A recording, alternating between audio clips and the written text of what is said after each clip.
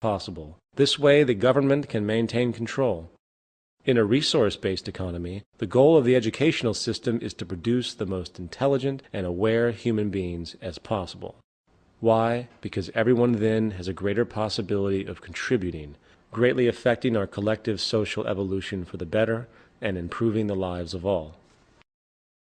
Now, due to the importance of this section, let's recap what we have discussed.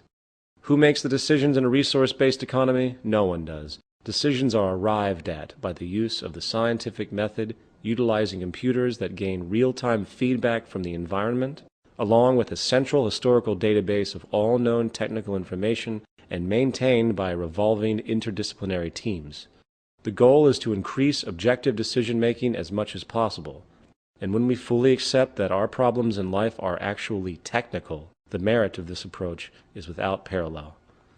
In the end, the only real issues for society in the natural world are 1. The production of goods and services that are equally available to all, 2. Research projects and educational systems to expand our knowledge, understandings, and applications, and 3. The constant monitoring of the Earth's resources and atmosphere for feedback and possible environmental problems. We could address true threats to humanity, such as unforeseen variables like tsunamis, earthquakes, and disease. The only real problems in life are the problems that are common to all humans. Cities and lifestyle. In this section, we are going to extend the tenets of the resource-based economy into one of our most fundamental social inventions, the city, specifically the Venus Project's circular city. We will also discuss how people's lifestyle will change in a resource-based economy, likely with values and goals that are profoundly different from what we see today. In a resource-based economy, the cities are designed to be extremely flexible, allowing for constant upgrades and changes. They are emergent, fully integrated systems designed to evolve like a living organism. Jacques Fresco's innovative, multi-dimensional, and circular city designs would use the most sophisticated resources and construction techniques available. However, it requires a fresh start. Trying to fix our current cities are not worth the time, material, or effort. It is much less problematic and effective to build newer cities from the ground up than to restore the old ones. The circular city permits the most efficient use of resources, travel techniques, and general functionality with a minimum expenditure of energy. The geometrically elegant circular arrangement is designed to allow for the highest standard of living in the most productive and efficient ways possible. For instance, the outermost perimeter of the city is for nature-oriented recreation, including lush gardens and parks for hiking and any other outdoor activity. The next intersection is the agricultural belt, using outdoor and indoor agricultural methods so food can be grown all year round. Continuing in, 8 green areas provide clean, renewable energy sources for the entire city. While these energy sources would be region-specific, often these methods will include geothermal, wind, and solar, while those cities close to water will extend to wave and tidal power. The largest of these green areas is also the residential belt. The residents are constructed by extrusion technology and other methods of high-tech prefabrication. The days of bricks and wood being stuck together are no more. Structures of the future will be near-solid units extruded as a whole. All homes and apartment complexes are also virtually self-contained systems. For instance, the outer surfaces of these new structures serve as photovoltaic generators, converting solar radiation directly into electricity. The homes are fire-resistant, require little maintenance, and are impervious to water and other environmental influences. Moving in past the residential district are education, science, and research centers, along with production and distribution centers. Automated inventory systems would integrate the distribution centers and manufacturing facilities in a highly coordinated and efficient way. In the center of the city, there is a large dome that contains the central cybernated system, which is the brain and nervous system of the entire city.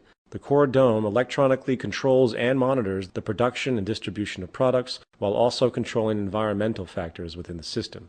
For example, in regard to the agricultural belt, electronic probes monitor and maintain the soil conditions, including the water table, nutrient allocation, and other attributes. This method of environmental feedback is applied to the entire city complex. This way, a balanced load economy can be maintained, with overruns and waste eliminated. Waste recycling and other needs are located beneath the surface of the city, always utilizing the most advanced and clean technology.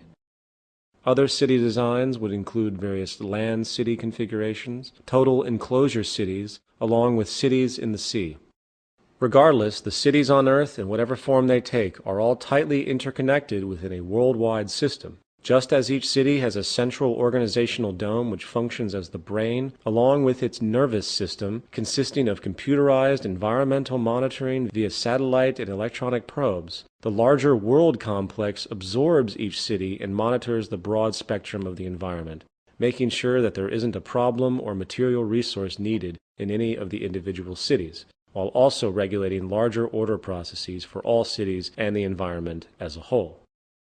Lifestyle. It's important to point out that in our current system, the traditional family is broken, with both parents having to work in order to survive. Monetary economics undermines family cohesion and childcare. Stress is always high due to medical bills, insurance, education costs, employment insecurity, and living costs. In a resource-based economy, the integrity of the family will be returned. Beyond that, the cultural values of society as a whole would undergo profound change.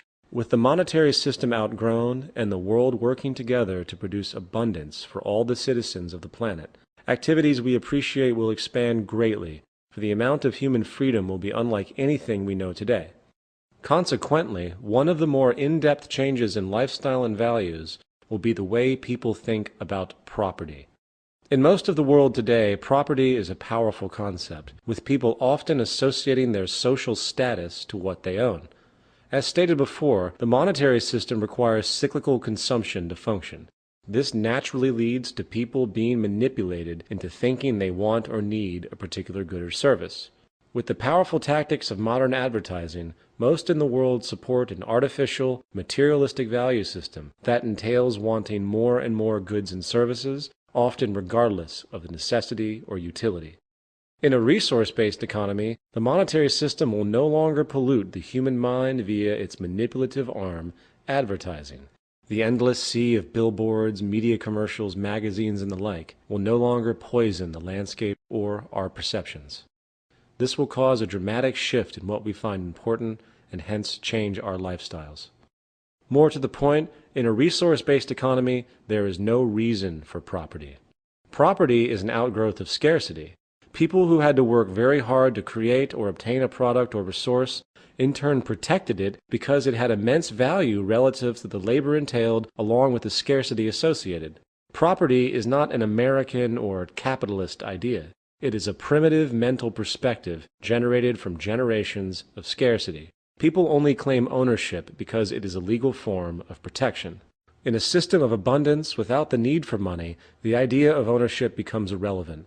In this new system, no one owns anything. Instead, everyone has unrestricted access to everything. Ownership is a massive burden. No longer will a person need to live in one place. One could travel the world constantly. Anything needed is obtained without restriction. There is no reason for abuse, for there is nothing to gain. You can't steal things that no one owns, and you certainly couldn't sell them. Household items would be obtained through central distribution in the cities, while recreational items are available on call or near the location of interest. For example, if you go to a golf course, you would select on site your clubs from the most effectively designed models available. You use them, and then you return them. If you decide to keep the clubs, go ahead. That's your burden. For why would a person want to transport, maintain, and store golf clubs when they can always have access to them and return them on site? Our homes today are full of stuff that we hold on to because of the supposed value they maintain. This waste will no longer be needed. In this economic model, the city, or in fact the entire world, is really your home. If you require an automobile for whatever reason, the car is made available for you. When you get to your destination, the satellite-based driving system will automatically make the car available for others to use, as opposed to sitting in some parking lot, wasting space and time. In society today, the need for property results in extreme product overlap and redundant waste. It is much more intelligent to create a universal shared system, for it dramatically reduces waste, redundancy, and increases space and efficiency. Human behavior. In this section, we are going to discuss the issue of human behavior and its relationship to the environment, while also addressing the legal system and its extremely despotic, backwards basis for influencing human conduct. Some people who consider the tenets of a resource-based economy tend to